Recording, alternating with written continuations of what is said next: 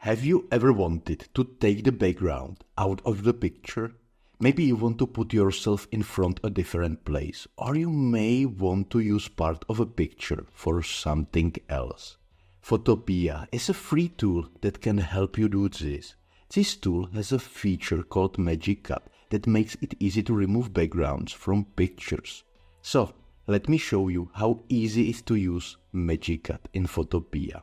First, you need to open Photopea on your computer or in your browser. Then, load the picture you want to work on.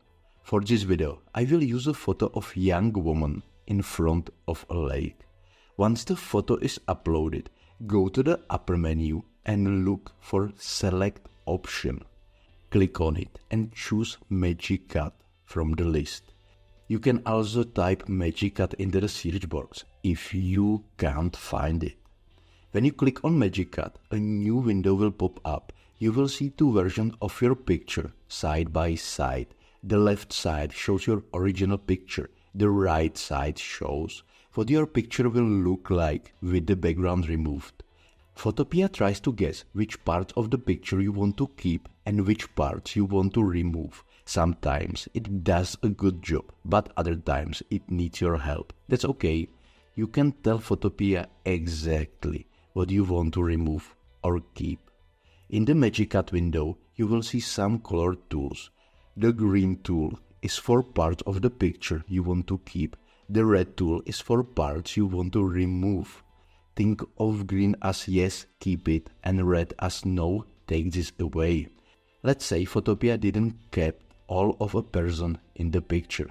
You can use the green tool to draw over the parts of the person it missed. Just click and drag the green tool over these areas. Then wait a few seconds and you will see the picture change. If there is still some background left that you want to remove, use the red tool. Click and drag the red tool over those areas. Again, wait a few seconds and watch the background disappear. Remember, you can only draw on the left side on the window, on the original picture.